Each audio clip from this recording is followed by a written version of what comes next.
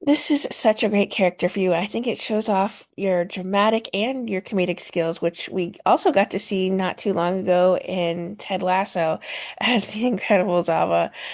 What is it about these roles that draws you to them? I think the question is why are these roles drawn to me? I'm not sure.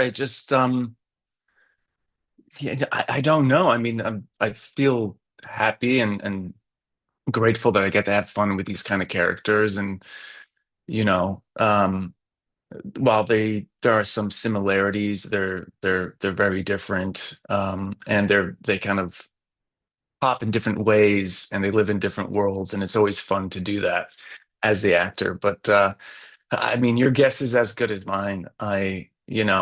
It's I think a lot of it is to do with like it's the people that are involved and the kind of like the what like it's not, especially like for Boris, he was pitched to me as not like your traditional kind of like hacker on a show where you see them just like behind a computer and that's where they're like every episode. And he has a lot of color to him and a really strong point of view. And he gets to go out and get in trouble and figure stuff out. So I thought that was a lot of fun to do. And that was kind of one of the key things for me that drew me to NCIS Tony and Ziva is it was not like the traditional procedural format, which people have loved for decades. And it's become like an institution in the States. But with this one, they were trying something different and it was almost like a big experiment. And I was like, yeah, let's jump in the sandbox and see if it works. So it's been fun to kind of watch people react to it. Boris has some sass to him, and I love his upcoming work with Sophie. Is there much room for you to improv then with those moments where you're like, like where you're mouthing? There's just some great levity to him. Yeah, I think there was that kind of came from the energy on the set and the collaborative nature of the directors and especially the writers. I think on any series you kind of start, everyone kind of just like trying to find their footing, and also you like I don't know, I can't speak for everyone, but I sometimes always have this like huge imposter syndrome. Like I show up on set and it's like, oh my God, they're gonna find out like I should not be here. Um, so like after like your first couple of days on set, you feel more comfortable. You kind of get a vibe like, oh yeah, you get more confidence to like, hey, is it okay if I like added this? And you just talk to the writers and the directors and you work together, And I'm always trying to see like in the moment if there's something that comes up in a rehearsal or that adds to the scene, like I'll throw it out there. And sometimes, for better or worse, I'll just ask for forgiveness instead of permission. And, I mean, at the end of the day, they have the power to edit it however they want. So I'm just like, you know, forget it. I'll just try it. It doesn't work. It doesn't work. We'll do another take. So, um, I think that's kind of what brings, that's what kind of having that attitude about the freedom and the permission from writers and directors to do that along with your cast. Uh, it leaves for that like 10% magic to happen in front of the camera. And I think if you can always find that, I think it's spontaneity is the best in film and TV. What kind of backstory or how much do you know about the 9.4 creation? How much do I know about the 9.4? What do you mean, like in the show or like the way the So writers when the back? writers pitched, when the writers were sending it to you, did they give you much backstory on that and the creation of it through Boris? Oh, yes, they did, but I think also there was a lot of like it's such a there was a lot of legal jargon with naming that 9.4. I don't know. I think like Michael or someone's mentioned that before, or John McNamara, our showrunner, that like they had to change the name constantly. Um, yeah, they gave me background like Boris's kind of like upbringing and what he did to contribute to it and how he did. And then they introduced obviously in the latter back half of this season, the oh my God, what's the other hacker's name? Lazar, Hmm. you know, and and how he contributed to it as well. Um, so yeah, they did as they told me as much as they needed to without confusing me as well because I'm not anything close to a hacker. Um, so yeah, they just gave me just enough as much as I needed. And again, all that stuff, that is while that is important to the story, that's not kind of what makes a character interesting or fun to watch and write for. So you kind of have to like get as much as you can so what you're saying makes sense. But after that, you just kind of have to find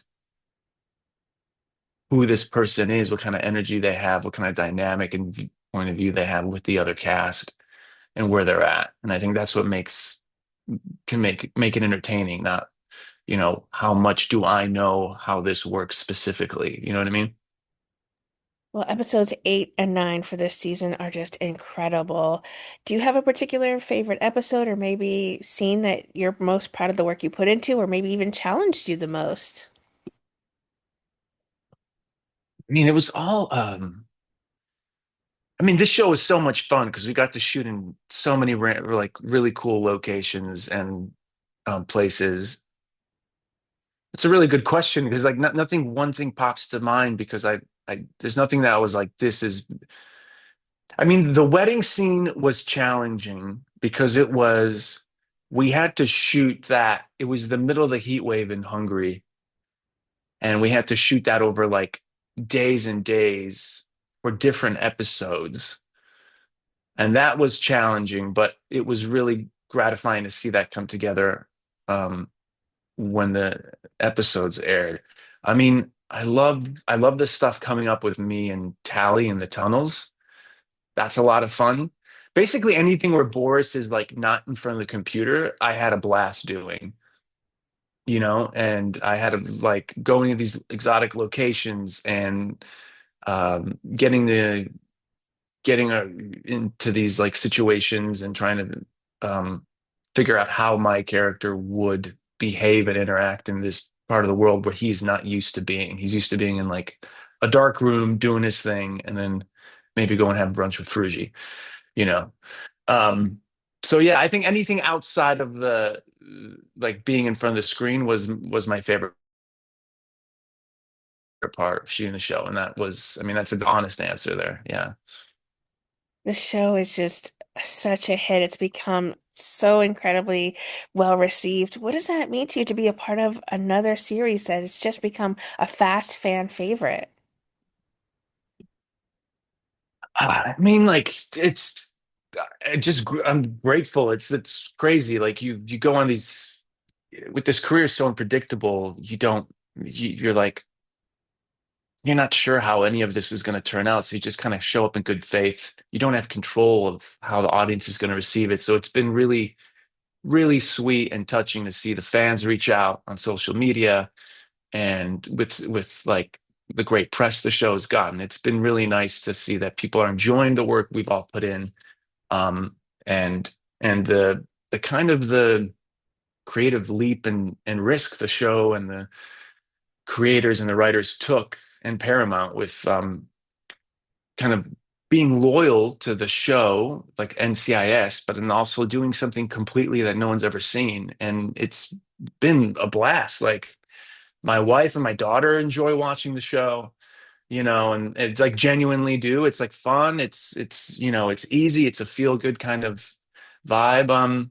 So I've been really touched and happy to see that it's been well received and people enjoy watching it. Like I'll get like texts from like your accountant assistant will write in the email like, "Hey, here's your your tax returns, and by the way, I'm loving Tony and Ziva. Me and my daughter watch it every Thursday. It's really sweet." So I love that I get to be a part of work that touches people and makes people laugh. And I think when you can make someone laugh and feel good, I think it's the memory of that show and your work stays with them a bit longer. So I find that a really rewarding part of my what I get to do.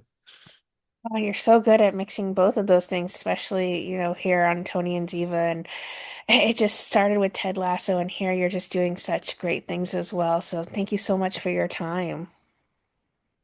You got it. Thank you, Jamie. Thank you for watching.